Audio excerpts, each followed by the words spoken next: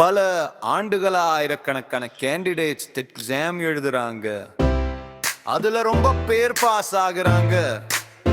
Eligibility certificate எடுப்பாங்க.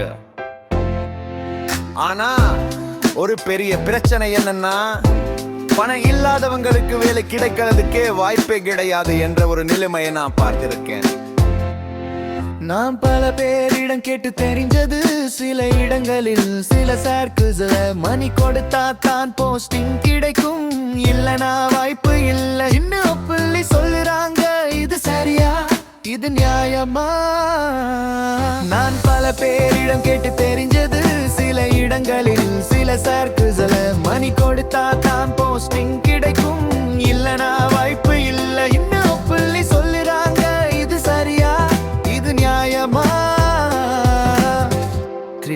Dead pass பண்ணவர்களின் pain, TET pass பண்ணிதன் வாடவே பண்ணுறவர் இருக்காங்க.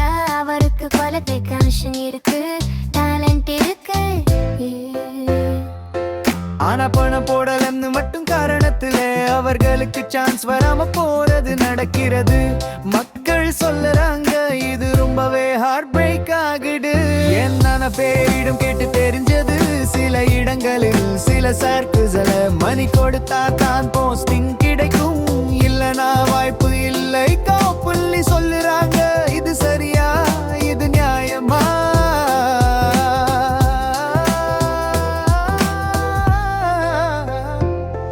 உங்கள் வாய்ஸ் பப்ளிக் இஷ்யூ என்பதை ஹைலைட் பண்ணவும் நான் இந்த வீடியோவை எதையும் பிளேம் பண்ணன்னு போடல. ஆனா இந்த பிரச்சனை நடக்குதா இல்லையா, அதுக்கு ஒரு ஆன்சர் தேவைன்னு நான் கேட்கிறேன். என்ன மாதிரி நிறைய பேரு இதை ஃபேஸ் பண்ணுறாங்க.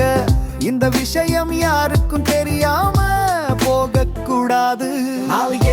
நேரம் கேட்டு தெரிஞ்சது, சில இடங்களில் சில சர்க்கோஸ்ல மணி கொடுத்தா தான் போஸ்டிங் கிடைக்கும், இல்லனா வாய்ப்பு இல்லை புள்ளி சொல்லுறாங்க. இது சரியா? இது நியாயமா?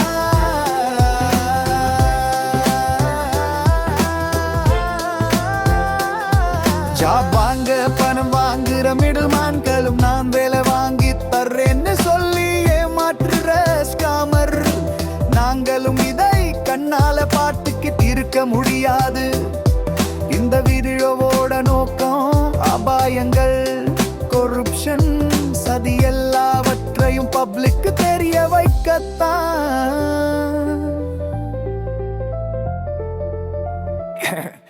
And the heart of message.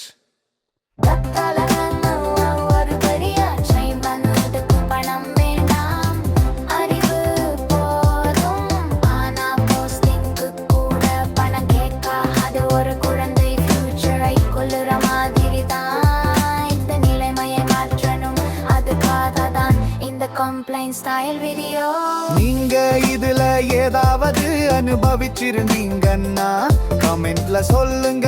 நம்ம போய் சேரும் போது தான் நடக்கும்.